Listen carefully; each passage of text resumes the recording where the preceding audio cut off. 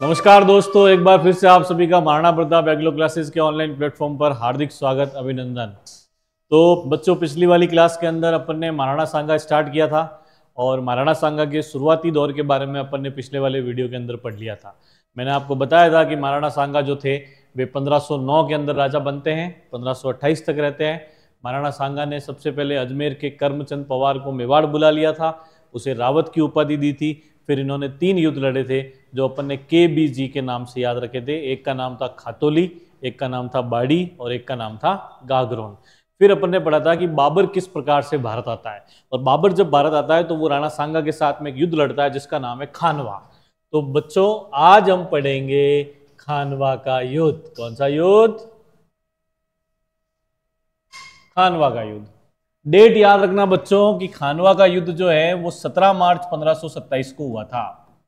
कब हुआ था भाई? एग्जामिनर आपसे पूछेगा तो सर बताना कि सर 17 मार्च 1527 को हुआ था। जैसे पिछले सुपरवाइजर में पूछा था हल्दी घाटी का युद्ध कब होता है, तो सिंपल सा आंसर था कि 1576 के अंदर होता है। हो सकता है इस बार आपसे खानवा वाला पूछ ले तो आपको बताना है कि खानवा का युद्ध कब हुआ था। 17 मार्च 1527। किस किस के बीच में हुआ? तो बाबर और राणा सांगा के बीच में होता है। कौन सा? खानवा। एग्जाम में क्वेश्चन ये भी आ चुका है कि खानवा कहां पर स्थित है, तो आप बताएंगे कि भरतपुर की एक तहसील है। भरतपुर एक जिला है राजस्थान का, उसकी एक तहसील है जिसका नाम है रूपवास। क्या नाम है भाई? रूपवास। इस रूपवास तहसील के अंदर ये युद्ध होता है। इतिहास प्रसिद्ध युद्ध है, सवाल आने की प्रबल संभावना है, इसलिए सारे विद्यार्थी इसको अच्छे से याद रखेंगे। अब मैंने पिछले वीडियो में आपको बताया था कि बयाना का युद्ध जो हुआ था वो 16 फरवरी 1527 को हुआ था, यानी खानवा से जस्ट 1 महीने पहले। और उस युद्ध के अंदर बुरी तरह से हार जाता है कौन? बाबर का बहनोई मेहंदी ख्वाजा। और वो भागकर जो है वो आगरा आता है और आकर कहता है कि अब जिससे अपन को लड़ने के लिए जाना है वो इन सबसे भी क्या है? खतरनाक आदमी है। तो उसकी सेना का मनोबल गिर जाता है। तो सेना का मनोबल बढ़ाने के लिए बाबर ने 3 घोषणाएं करी थी। बाबर ने सेना का मनोबल बढ़ाने के लिए कितनी घोषणा करी बच्चों? याद रखना, 3 घोषणा करता है। पहली घोषणा उसने क्या करी? तो एक टैक्स होता है तमगा कर। कौन सा कर? तमगा। आप कहोगे कि सर तमगा कर क्या होता है? तो तमगा कर एक धार्मिक कर है। कैसा कर है भाई? धार्मिक, रिलीजियस कर है, रिलीजियस टैक्स है। मतलब अगर राजा मुस्लिम है और प्रजा भी मुस्लिम है, राजा क्या है? मुस्लिम, और प्रजा भी क्या है? मुस्लिम, तो उसे मुस्लिम धर्म के लिए एक टैक्स देना पड़ता था जिसका नाम क्या होता था? तमगा कर। तो बाबर ने कहा कि अगर तुम लोग युद्ध करोगे ना तो मैं तुमसे तमगा कर कभी भी नहीं लूंगा। यानी उसने तमगा कर क्या कर दिया? माफ कर दिया। तो आप जानते हो कि जब बिजली के यूनिट माफ कर दिए जाते हैं, जब इस प्रकार के टैक्स माफ कर दिए जाते हैं, जब किसानों के कर्ज माफ कर दिए जाते हैं तो सरकारें बन जाती हैं। हालांकि इस बार ऐसा नहीं हुआ, अशोक गहलोत साहब हार गए, वो एक अलग बात है, लेकिन फिर भी सरकारें बन जाती है तो जनता युद्ध लड़ने के लिए क्या हो जाती है? तैयार। तभी उन सिपाहियों में से एक सिपाही बोलता है जिसके लिए कर माफ किए गए कि बाबर तो इस्लाम की बात करता है कि इस्लाम के लिए मैंने ये किया, इस्लाम के लिए मैंने ये कर माफ कर दिया, लेकिन इस्लाम धर्म के अंदर तो शराब पीना हराम है कि नहीं है? इस्लाम धर्म के लोग कभी भी शराब नहीं पीते, लेकिन बाबर रोज शराब पीता था, पर डे पीता था। तो सैनिकों ने कहा कि भाई जब इस्लाम में शराब पीना हराम है तो आप तो शराब रोज ही पीते हो, फिर आप इस्लाम धर्म की बात क्यों करते हो? शराब आपको नहीं पीनी चाहिए। तो अब बाबर कुछ कर तो सकते ही नहीं था, इसलिए बाबर ने जितने भी शराब के बर्तन अपने पास में थे वो सारे मंगवाए, और मंगवाने के बाद में स्टेज के ऊपर रखे और सेना के सामने उस बर्तनों को वो तोड़ देता है। और फिर वो शपथ लेता है कि मैं आज के बाद क्या नहीं पीऊंगा? शराब नहीं पीऊंगा। शपथ किसने ली थी? बाबर ने। मैंने नहीं ली है, मैं पी सकता हूं। बाबर ये शपथ लेता है कि मैं आज के बाद में क्या नहीं पीऊंगा? शराब। तो दूसरा आप याद रखोगे कि बाबर ने ये शपथ ली कि मैं शराब नहीं पीऊंगा, और शराब के बाद सारे बर्तन जो थे वो उसने तोड़ दिए। तीसरी और अंतिम घोषणा, उसने इस युद्ध को जिहाद घोषित किया। अब आप कहोगे गुरुजी जिहाद क्या होता है? तो जिहाद होता है धर्म युद्ध। वो कहता है कि ये धर्म युद्ध है, इस्लाम खतरे में है, और अगर तुम लोग नहीं लड़ोगे तो इस्लाम क्या हो जाएगा? समाप्त हो जाएगा। और फिर नरेंद्र मोदी की तरह एक तेज तर्रार भाषण उसने दे दिया, भाइयों और बहनों, और फिर जाकर उसकी सेना जो थी वो लड़ने के लिए क्या हुई? तैयार। तो बाबर ने अपनी सेना को लड़ने के लिए तैयार करने के लिए कितनी घोषणाएं करी? 3। पहली कौन सी? तमगा कर उसने क्या कर दिया? माफ। दूसरा, आजीवन शराब न पीने की क्या खाई? कसम। तीसरा, इस युद्ध को क्या घोषित कर दिया उसने? जिहाद। तो जब उसने इतनी तैयारियां करी तो अपन भी तो अपनी तैयारी करेंगे कि नहीं करेंगे? करेंगे। तो राणा सांगा के बारे में ऐसा लिखा जाता है, कर्नल टॉड अपनी किताब के अंदर लिखता है कि सांगा जब दरबार में बैठता था तो 7 बड़े राजा, कितने बड़े राजा? 7, 9 राव और 104 छोटे मोटे सरदार प्रतिदिन हिस्सा लेने के लिए आते थे। तो ये ऐसा लिखा गया है कि जब सांगा अपने दरबार में बैठता था तो राजस्थान के कितने बड़े राजा? 7, 9 राव और 104 छोटे मोटे सरदार पर डे हिस्सा लेने के लिए आते थे। आप सोचो सांगा कितना बड़ा शासक रहा होगा कि उसके दरबार में इतने सारे लोग एक साथ हिस्सा लेने के लिए आया करते थे। राजस्थान के इतिहास में अगर राजस्थान के राजाओं ने, किसी ने भी अपना नेता अगर पहली बार किसी को माना था तो किसको माना था? सांगा को। इसके बाद भी किसी को नहीं माना और इससे पहले भी किसी को भी नहीं माना। सांगा को ही उन्होंने अपना नेता माना था। तो सांगा को पता था कि भाई अब अपन को बाबर से लड़ने जाना है। बाबर एक ताकतवर व्यक्ति है, तो अब उससे लड़ने के लिए अगर अपन को जाना है तो अपन को जो है कुछ ना कुछ तो करना पड़ेगा। तो सांगा ने एक प्रथा स्टार्ट की जिसका नाम है पाती परवन। क्या नाम है? पाती परवन।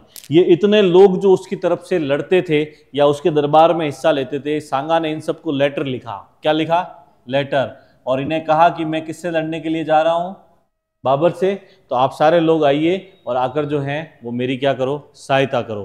तो उस प्रथा को क्या कहा जाता है? पाती परवन। एग्जामिनर आपसे पूछेगा कि पाती परवन क्या है, तो आप बताना कि सांगा द्वारा अपने अधीनस्थ राजाओं को जो चिट्ठी लिखी गई थी उसको क्या कहा जाता है? पाती परवन। तो बहुत सारे राजा उसकी तरफ से लड़ने के लिए आते हैं। कुछ इंपॉर्टेंट 8-10 नाम है जो आपको याद रखने पड़ेंगे। एग्जाम के अंदर सवाल ऐसे पूछा भी जाता है कि भाई मारवाड़ से कौन लड़ने आया था, आमेर से कौन लड़ने आया था, बीकानेर से कौन लड़ने आया था। तो मैं आपको बताता हूं, सुनना। मारवाड़ से जो लड़ने आया था उसका नाम था मालदेव। क्या नाम है भाई? बीकानेर से जो लड़ने आया था उसका नाम था कल्याणमल। क्या नाम था? कल्याणमल। राजा थे वहां के ये सारे। आमेर यानी जयपुर से जो लड़ने आया था उसका नाम था पृथ्वीराज। और जयपुर वाले जो राजवंश था उसको अपन क्या कहते हैं भाई? कछवाहा। ठीक है। दिल्ली से इब्राहिम लोदी का खुद का भाई आता है, जिस इब्राहिम लोदी की हत्या बाबर ने कर दी थी, नाम है उसका महमूद लोदी। क्या नाम है?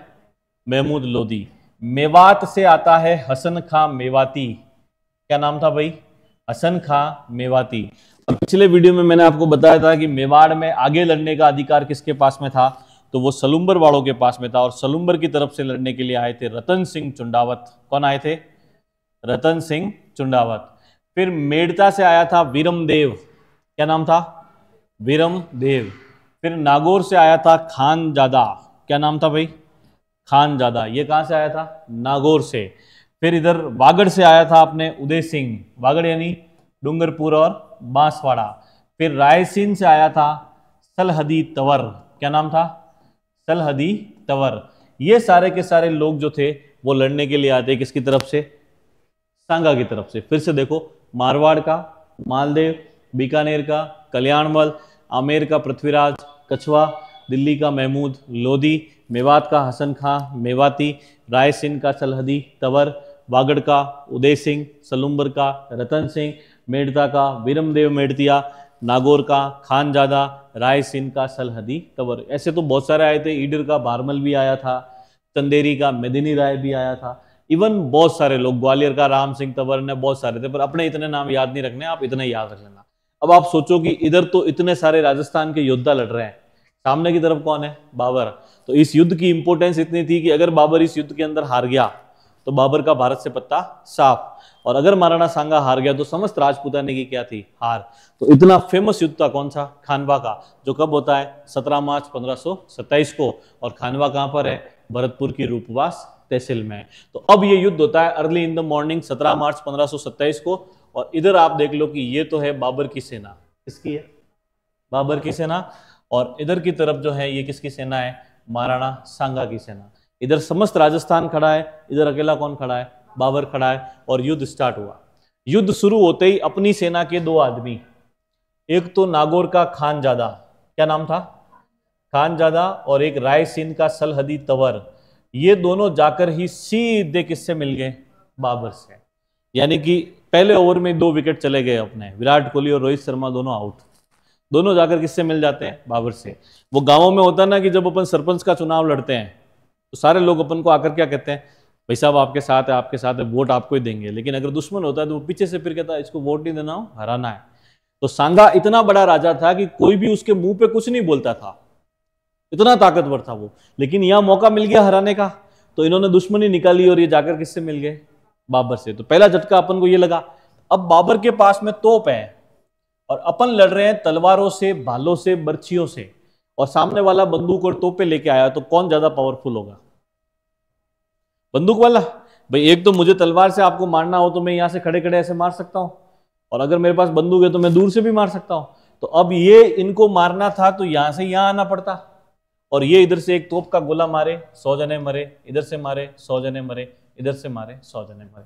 अब जैसे मान लो मारवाड़ का मालदेव लड़ने के लिए आया, उसके साथ में 4000 सैनिक आए, मालदेव मान लो मर गया, तो वे 4000 सैनिक वहां से भाग के चले जाते कि अपना नेता कौन था, मालदेव, वही मर गया, तो अब अपने का यहाँ पर क्या काम है, वो भाग जाते। तो इस प्रकार से अपनी हार होने लगी। तो फिर सांगा ने क्या किया कि यार तोप की रेंज फिक्स होती है, यहां तक ही आता है गोला, भाई तोप यहां से फायर करोगे तो सेवाश्रम तक जाएगा, ऐसा तो है नहीं उदयपुर क्रॉस कर जाएगा पूरा का पूरा। तो इसने कहा कि भाई अपन अपनी सेना को यहां पर रखते हैं और इधर से होकर जाते हैं और इधर से होकर जाते हैं। तो अब ये ऐसे आने लगा। तो अब बाबर ने अपनी एक नई पैटर्न अपनाई और उसने इन तोपों को बैलगाड़ियों पे रखा। किस पे, अब बैलगाड़ी यहां आवे तो यहां गोला मारे, बैलगाड़ी इधर जाए तो यहां गोला मारे, और बाबर भारी पड़ने लग गया। अब लड़ते लड़ते लड़ते लड़ते महाराणा सांगा एंड में जाके घायल हो गए, बुरी तरह से घायल हो गए। अब आप सारे जानते हो कि युद्ध के अंदर कोई लड्डू तो बटते नहीं है, कोई खाने वाने का भी पूछना आता नहीं है। अब सामने वाले से आपको लड़ना ही है, लड़ना ही है, लड़ना है। तो सांगा अकेले लड़ते लड़ते क्या हो गए, घायल हो गए। और फिर इस बाबर ने अपना अंतिम पैतरा चला, जिसे कहा जाता है तुलगुमा पद्धति। क्या कहा जाता है भाई, अब आप कहोगे गुरुजी तुलगुमा पद्धति क्या होती है, तो बताऊं मैं आपको। तो आप लोगों ने एक पिक्चर देखी होगी, बाहुबली, देखी कि नहीं देखी, पहली वाली देखी, जिसके अंदर एक व्यक्ति आक्रमण करता है माहिष्मती पर, जिसकी भाषा किसी को भी समझ में नहीं आती है, क्या नाम था उसका,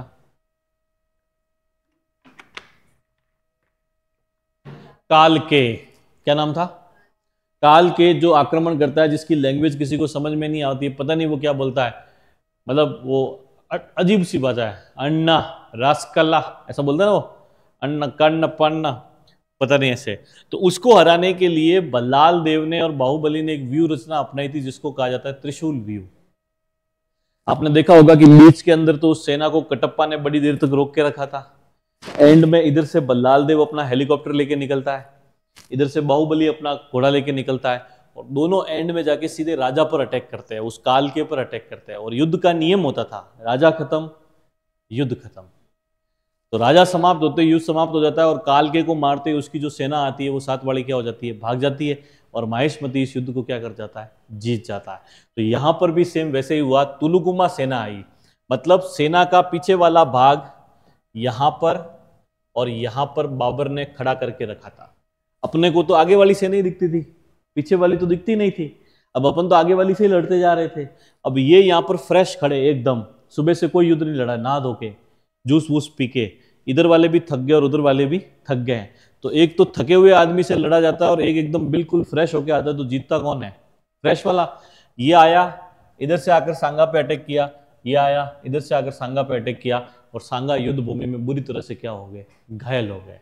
तब सांगा के पास में दो व्यक्ति आए, एक मारवाड़ का मालदेव और एक पृथ्वीराज कछवा, और आकर कहा कि सांगा जी आप घायल हो गए हो, अब आप लड़ने की कंडीशन में नहीं हो, तो आपसे रिक्वेस्ट है कि आप युद्ध भूमि छोड़कर चले जाओ। लेकिन सांगा कहता है जब तक तोड़ेंगे नहीं तब तक छोड़ेंगे नहीं, मतलब जब तक हराऊंगा नहीं तब तक मैं युद्ध भूमि छोड़कर नहीं जाऊंगा। उन दोनों ने कहा कि भाई आप हार जाओगे, आपकी कंडीशन खराब है, वो नहीं हारेगा। तब उन्हें फिर से समझाया गया, और जब फिर से समझाया गया तो सांगा ने युद्ध भूमि छोड़ दी। और मेवाड़ के अंदर ये अधिकार कि जब भी राजा नहीं होगा तो राजा के स्थान पर मरेगा कौन, उसका स्थान लेगा कौन, तो ये अधिकार बड़ी सादड़ी के झालाओं को दिया गया था। और बड़ी सादड़ी के यहाँ पर एक झाला लड़ रहे थे, जिनका नाम था झाला अज्जा। क्या नाम था, और झाला अज्जा यहाँ पर राज मुकुट वगैरह ले लेते हैं सांगा के, और वे लड़ते हुए उनके स्थान पर वीर गति को क्या हो जाते हैं, प्राप्त। घायल सांगा को युद्ध भूमि से बसवा ले जाया जाता है, बसवा पड़ता है दौसा में। युद्ध के अंदर इधर किसकी जीत हो गई, बाबर की। बसवा दौसा में कुछ समय के बाद में जब ये ठीक हो गए, तब इनको कालपी ले जाया गया। कालपी पड़ता है यूपी में। कालपी में ये पूर्ण रूप से ठीक हो जाते हैं 2-4-6 महीने के बाद। तब ये फिर से खड़े होते हैं और फिर से कहते हैं जब तक तोड़ेंगे नहीं तब तक छोड़ेंगे नहीं। तो अन्य सामंतों को ये लगा इन सभी को कि ये खुद तो मरेंगे ही मरेंगे, साथ में हमको भी मरवाएंगे, इसलिए इनको यहाँ पर जहर दे दिया गया। और कालपी के अंदर महाराणा सांगा का जहर देने के कारण क्या हो गया, निधन हो गया। सांगा की जो छतरी है वो मांडलगढ़ भीलवाड़ा में बनी हुई है। कहाँ बनी हुई है? मांडलगढ़ भीलवाड़ा के अंदर बनी हुई है इनकी छतरी। किसकी? महाराणा सांगा की। और पोपटलाल की छतरी कहाँ है? गोकुलधाम सोसाइटी में। तो इनकी छतरी जो है वो मांडलगढ़ भीलवाड़ा में बनी हुई है। इन्हें हिंदू पथ कहा जाता है। क्या कहा जाता है? हिंदू पथ। और कर्नल टॉड ने इन्हें कहा था सैनिक भग्नावशेष। क्या कहा था? सैनिक भग्नावशेष। की आजीवन एक सैनिक की तरह लड़ता रहा और सैनिक की तरह लड़ते हुए उसकी क्या हो गई? मृत्यु। ऐसा इतिहास का महान नेता कौन था? महाराणा सांगा, जो इतनी वीरता के साथ में लड़ने के बाद में भी खानवा के युद्ध में हार जाता है। बाबर की जीत हो जाती है। बाबर इस युद्ध की इंपॉर्टेंस को समझता है, इसलिए वो इस युद्ध को जीतने के बाद में गाजी की उपाधि धारण करता है। किसकी? कि मैं आज के बाद में क्या हूँ? गाजी हूँ। और वो जहाँ का रहने वाला था अफगानिस्तान के अंदर, वहाँ उसने सभी व्यक्तियों को एक एक चांदी का सिक्का बंटवाया कि अब मुझे भारत में हराने वाला कोई भी व्यक्ति नहीं बचा। इतना महत्वपूर्ण युद्ध कौन था? महाराणा सांगा। और इस प्रकार से 1528 खानवा का युद्ध, और इस प्रकार से 1528 के अंदर महाराणा सांगा का क्या हो गया? निधन। तो मैं आशा करता हूँ कि आपको खानवा का युद्ध समझ में आया होगा कि नहीं आया? ईमानदारी से, मम्मी कसम।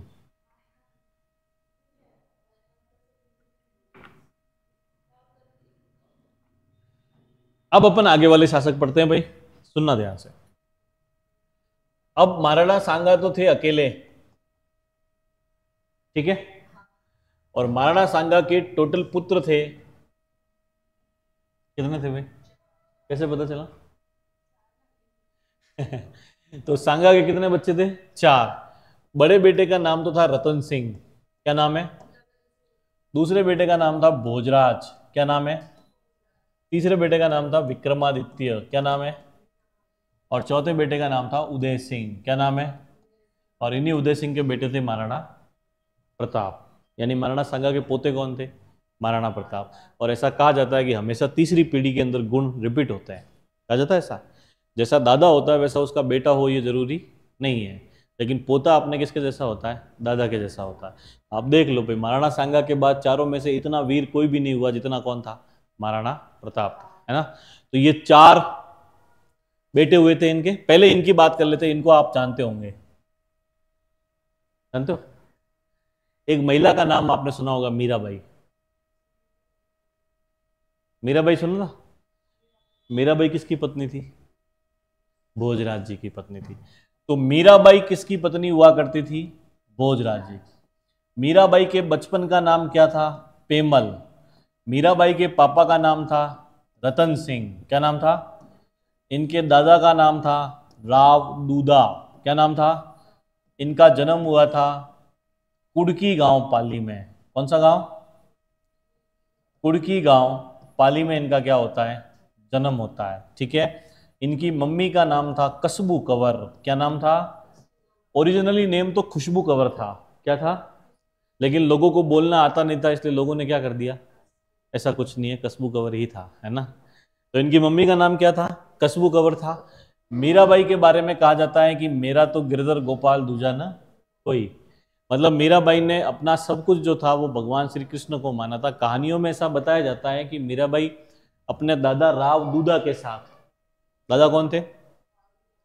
राव दूदा के साथ में बचपन में रोज शाम को एक भगवान कृष्ण के मंदिर जाया करती थी, मेड़ता में रोज जाती थी। आज भी जो अपने पोते पोती होते हैं वो दादा दादी के साथ में ज्यादा खेलते हैं, माता पिता के साथ में तो इतने रहते नहीं है, वो तो कमाने के लिए बाहर जाते हैं। तो वो अपने दादा के साथ में रोज मंदिर जाती थी, शाम के टाइम में रोज वापस आती थी। तो एक दिन क्या हुआ कि उस मंदिर के पास से कोई बारात जा रही थी। बच्चे होते तो वो क्या अकस्मात पूछ लेते, दादाजी ये क्या है, दादाजी ये क्या, पूछते कि नहीं पूछते? पूछते। तो उन्होंने पूछा कि दादाजी ये क्या है, ये बारात है, ये कहाँ जा रही है? तो दादाजी ने बताया कि बेटा ये दूल्हा है और ये अपनी दुल्हन को लेने के लिए जा रहा है। लड़की होती है दुल्हन और लड़का क्या होता है? दूल्हा होता है। तो उसको लेने के लिए जा रहा है। तो तो बच्ची ने संयोग से पूछ लिया कि दादाजी जब ये इसकी दुल्हन को लेने के लिए जा रहा है तो मैं भी तो लड़की हूं, मेरा दूल्हा कहाँ है? अब दादाजी क्या कहेंगे? किसी लड़के को देखकर तो नहीं कह सकते कि ये तेरा दूल्हा है। तो भगवान कृष्ण की मां मूर्ति थी तो उन्होंने कहा बेटा तेरा दूल्हा कौन है? वो है। तो मीराबाई ने ऐसा कहते हैं कि उसी दिन से अपने पति या प्रेमी के रूप में किसको स्वीकार कर लिया था? भगवान श्री कृष्ण को। इसलिए मीराबाई जो थी वो भगवान कृष्ण को अपने पति या प्रेमी के रूप में प्यार करती थी, इसलिए उनकी भक्ति ऐसे करती थी। तो एक एग्जाम में सवाल पूछा जाता है कि मीराबाई की भक्ति कौन से भाव की थी?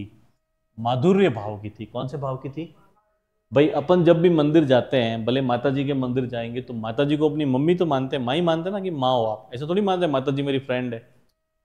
भाई भगवान के मंदिर जाएंगे तो अन्नदाता हो आप, जो भी हो, माता पापा के समान हो, पिता हो आप, ऐसा थोड़ी कहते भगवान कृष्ण मेरे दोस्त हैं या शिव जी मेरे दोस्त हैं। मीराबाई का ये कॉन्सेप्ट नहीं था। मीराबाई का कॉन्सेप्ट था कि आप मेरे पति हो, भगवान कृष्ण क्या हो? पति हो। मतलब कलयुग के अंदर अगर किसी ने निस्वार्थ भाव से किसी से अगर प्रेम किया है तो वो मीराबाई ने किससे किया था? भगवान कृष्ण से। एक मूर्ति को उन्होंने प्यार किया था। या तो फिर माँ करती है अपने बच्चों से, या फिर मीराबाई ने किससे किया था? श्री कृष्ण से किया था। बाकी सारे प्रेम जो होते हैं उनमें कोई ना कोई स्वार्थ छिपा हुआ होता है, इनके प्रेम में कोई स्वार्थ नहीं था, इसलिए इनको कहा जाता है राजस्थान की राधा। क्या कहा जाता है? राजस्थान की राधा। अब आप मुझे ये बताओ कि राधा कौन थी?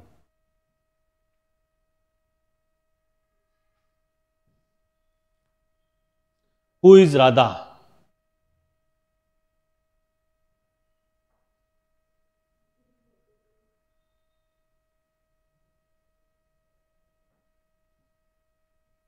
देखो, भगवान कृष्ण की जो पत्नी थी ना, उनका नाम था रुक्मणी। क्या नाम था?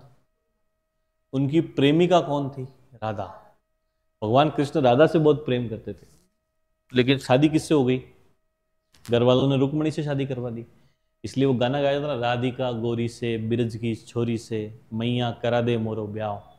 पर उनसे होता नहीं है उनका। उनका हो जाता किसके साथ में? रुक्मणी के साथ।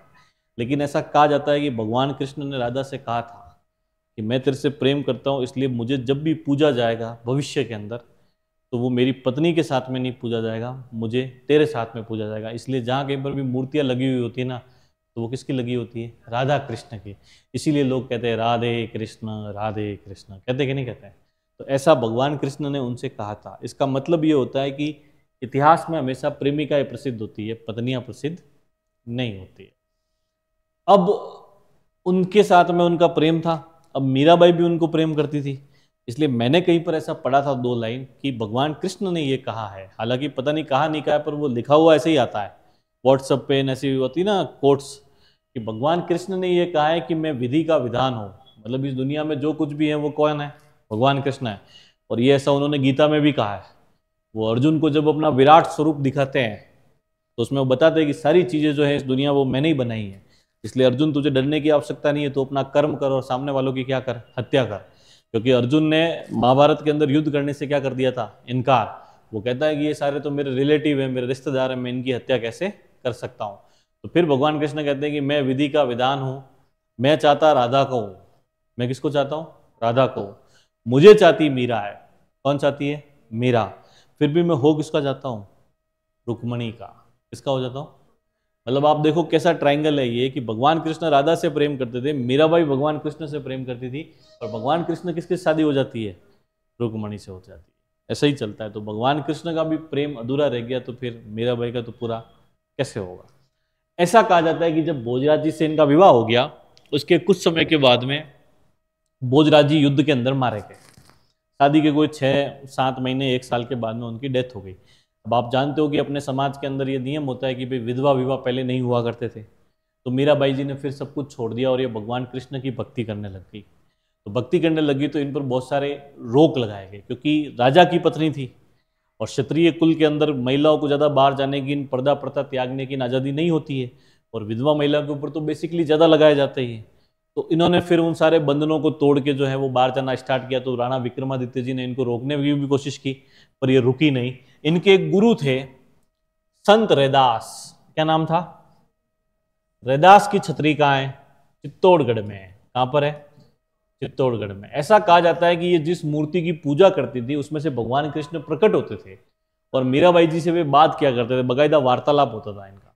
और एंड में ये फिर वृंदावन जाती है, कुछ समय तक वहां पर रहती है, फिर ये द्वारिका चली गई थी। और द्वारिका में इनकी डेड बॉडी आज दिन तक किसी को नहीं मिली। ये ऐसा कहते हैं कि उस भगवान कृष्ण की मूर्ति में लीन हो गई थी। कौन? मीराबाई। आज दिन तक इनकी डेड बॉडी नहीं मिली, सिर्फ इनके कपड़े मिले थे, बाकी इनकी पूरी बॉडी जो थी वो उसके अंदर लीन हो जाती है द्वारिका के अंदर। आप द्वारिका गए हो कभी? कैसा लगा आपको? नदी के किनारे वाले द्वारिका पे गए थे, समुद्र किनारे? बेट द्वारिका भी गए थे? Very good. तो वहां पर ये क्या हो गई थी? लीन।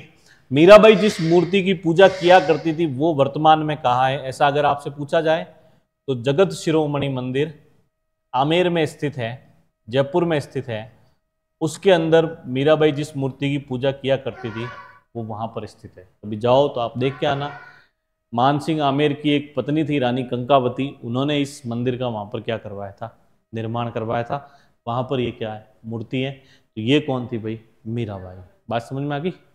Very good. पानी पी लेते हैं फिर आगे वाली बात करते हैं।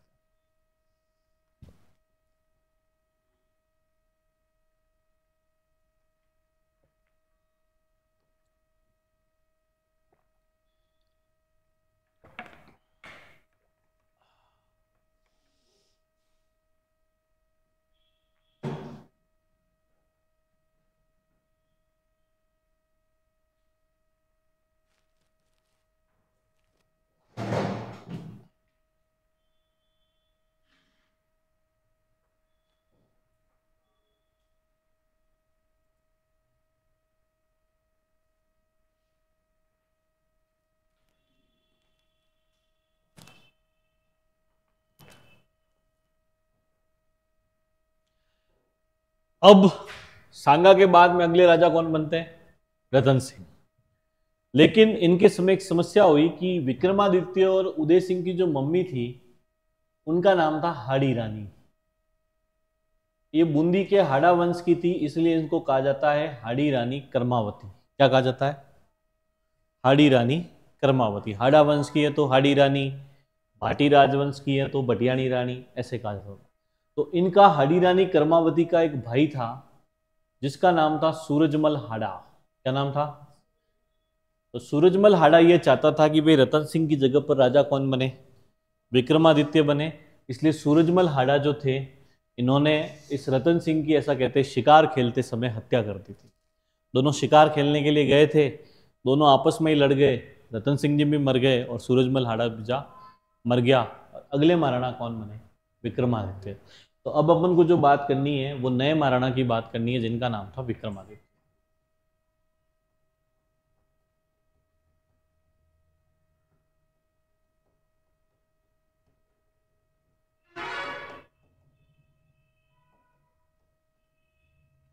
इसको पढ़ने से पहले एक बात अपन को और करनी पड़ेगी जो मैं आपको बताता हूं। सुनो, इधर देखना। मैंने आपसे कहा कि भाई बाबर जो था वो 1526 में भारत आया। आया 26 में इसने पानी पिया। क्या पिया? 27 में इसने खाना खाया। क्या खाया? 28 में इसने चंदा इकट्ठा किया। क्या इकट्ठा किया? 29 के अंदर इसने उस चंदे से घाघरा खरीदा। क्या खरीदा? और 30 में उस घाघरा को पहनकर आगरा के अंदर दफन हो गया, यानी इसकी क्या हो गई? मृत्यु हो गई। यानी कि बाबर 1526 में पानीपत का युद्ध लड़ता है, 27 के अंदर खानवा का युद्ध लड़ता है, 28 में चंदेरी का लड़ता है, 29 में घाघरा का लड़ता है और 30 में इसकी क्या हो जाती है? मृत्यु हो जाती है। यानी कि अब इसके बाद में जब विक्रमादित्य यहाँ पर राजा थे तो मुगल बादशाह कौन बन जाता है? हुमायूं। तो यहाँ हुमायूं शासक था। अब विक्रमादित्य के समय ऐसा हुआ कि विक्रमादित्य के इतने टैलेंटेड नहीं थे जितने महाराणा सांगा थे, तो इनकी संरक्षिका का कार्य इनकी मम्मी ने किया था। उनका नाम था हाड़ी रानी कर्मावती। यानी इनकी संरक्षिका कौन बनी? इनकी मम्मी बनी। और मम्मी है कौन? हाड़ी रानी कर्मावती। मतलब ये नाम मात्र के राजा थे, सारा कामकाज इनकी मदर देखा करती थी। और उस मम्मी का नाम क्या है? हाड़ी रानी कर्मावती। ये वहां पर संरक्षिका बनी। अब जब एक महिला संरक्षिका बनती है ना, तो आसपास के राजाओं को ये मौका मिल जाता है कि अपन अगर कुछ करेंगे तो अपन को 100% यहाँ पर क्या होगा? फायदा होगा। और हो सकता है कि अपन मेवाड़ को क्या कर लेंगे? जीत लेंगे। तो नीचे गुजरात के एक राजा थे, नाम था उनका बहादुर शाह। क्या नाम था? बहादुर शाह ने चित्तौड़ पर आक्रमण कर दिया 1533 में। कब कर दिया? राजा कौन है? विक्रमादित्य। मेवाड़ के कौन है? विक्रमादित्य। संरक्षिका का कार्य कौन कर रही है? हाड़ी रानी कर्मावती। यानी संभालना किसको है? अब कर्मावती को ही संभालना है। तो कर्मावती जी ने इनको एक किला गिफ्ट कर दिया जिसका नाम था रणथंभौर। क्या नाम था? कि भाई तू रणथंभौर ले ले, तू वापस चला जा, युद्ध मत कर, अभी हम युद्ध करने की कंडीशन में नहीं है, ये किला तेरे को गिफ्ट में दे देती हूँ, तू चला जा। तो ये वापस आ गया। अब वापस आकर ये सोचता है कि अगर ये लोग मेरे से डर गए हैं और ये वाला किला देने को तैयार हो गए हैं, तो मैं इस किले से संतुष्ट क्यों हूं? क्यों ना मैं पूरे के पूरे किस पर अधिकार कर लूं? किस पर अधिकार कर लूं? मेवाड़ या चित्तौड़गढ़ पर ही क्या कर लूं? मैं अधिकार कर लूं। तो इस प्लानिंग के साथ में वो फिर से आक्रमण करता है और इस बार आक्रमण होता है 1534 में। कब होता है? तो 1534 के अंदर बहादुर शाह ने फिर से क्या कर दिया? आक्रमण कर दिया। अब हाड़ी रानी को पता था कि यार बार बार इसको अगर कोई किला देंगे तो ये हर साल ही आता रहेगा, हर साल अपने को क्या करेगा? ब्लैकमेल करेगा। तो अब ऐसे काम चलने वाला नहीं है। तो अब अपने पास में युद्ध के अलावा कोई भी ऑप्शन नहीं है। तो किले में मीटिंग बुलाई गई और मीटिंग में यह तय किया गया कि अब किससे युद्ध करना है? बहादुर शाह थे। तो सारे सामंतों ने कहा कि राजा नहीं लड़ेगा। कौन नहीं लड़ेगा? क्यों नहीं लड़ेगा राजा? तो राजा इसलिए नहीं लड़ेगा क्योंकि अगर राजा मर जाता है तो मेवाड़ पर संकट आता है, सैनिक मरेगा तो कोई बात नहीं।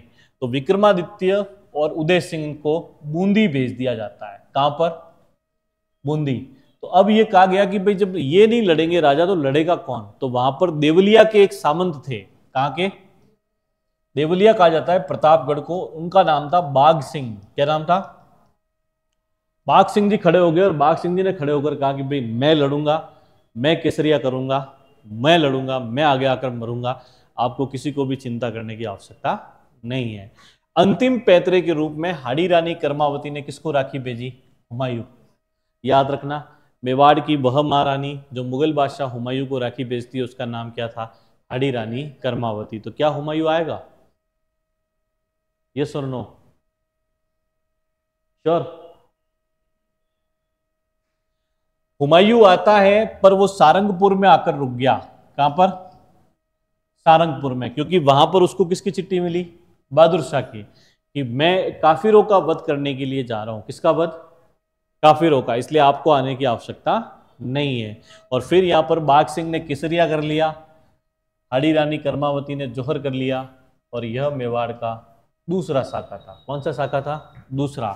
पहला हुआ था अलाउद्दीन खिलजी के समय, रतन सिंह जब राजा था, पद्मावती ने जौहर किया था। दूसरा होता है जब यहाँ हाड़ी रानी कर्मावती जौहर करती है और बाघ सिंह यहाँ पर क्या करते हैं? आक्रमण करते हैं। बाघ सिंह यहाँ पर केसरिया करते हैं। तो ये दूसरा शाखा था जो 1534 में होता है महाराणा विक्रमादित्य के समय। मैं आशा करता हूं मेरी बात आप लोगों को समझ में आई होगी। अब क्या हुआ कि भाई जब 1536 के अंदर बहादुर शाह ने मेवाड़ छोड़ दिया, तब विक्रमादित्य और उदय सिंह फिर से आ गए। तब पृथ्वीराज सिसोदिया का एक दासी पुत्र था जिसका नाम था बनवीर। क्या नाम था? बनवीर तलवार लेके निकला और उसने विक्रमादित्य की क्या कर दी? हत्या। वह उदय सिंह को भी मारना चाहता था, लेकिन उसकी एक धाय मां थी जिसका नाम था पन्ना धाय, और पन्ना धाय ने अपने पुत्र का बलिदान दे दिया जिसका क्या नाम था? और किसे बचा लिया? उदय सिंह को। उदय सिंह जी को यहां से कुंभलगढ़ के किले में ले जाया गया। कौन सा किला? और कुंभलगढ़ के किले में उन्हें आशा देवपुरा के पास में रखा गया। किसके पास? जो वहां पर किलेदार थे, इनके पास में उदय सिंह जी को रखा गया। और उस बनवीर ने विक्रमादित्य जी की 1536 में क्या कर दी? हत्या। इन्हें बचाया किसने था? पन्ना धाय ने। पुत्र का नाम चंदन। अपन जानते हैं कि एक माँ के लिए अपने पुत्र से प्यारा कोई नहीं होता है। पुत्र या पुत्री से प्यारा इस दुनिया में कोई नहीं होता। अपन रोडों पे देखते हैं कि बहुत सारी माएँ ऐसी भी होती है जो भीख मांगे के भी अपने बच्चे और बच्ची का क्या करती है? पालन पोषण करती है। अब इस माँ ने अपने स्वयं के पुत्र का बलिदान दे दिया और उदय सिंह जी को बचा लिया। आप सोचो उसने कितना बड़ा त्याग किया अपने राज्य के लिए। इसलिए स्वामी भक्ति के मामले में पूरे राजपूताने की हिस्ट्री में अगर सबसे ऊपर किसी को रखा जाता है तो वो कौन है? पन्ना धाय है। अब पन्ना धाय से संबंधित कुछ सवाल पूछे जाते हैं कि पन्ना धाय मूलतः कहाँ की थी? कमेरी गांव राजसमंद की रहने वाली थी। कहाँ पर? कमेरी गांव राजसमंद। इनके पिताजी का नाम था हरचंद जी। क्या नाम था? और पीछे ऐसे किताबों में लिखा हुआ होता है हाकला। क्या नाम था? हाकला। तो हरचंद हाकला नाम के महिला थी, पिता थे पन्ना धाय के, और गुर्जर जाति की क्या थी? ये महिला थी।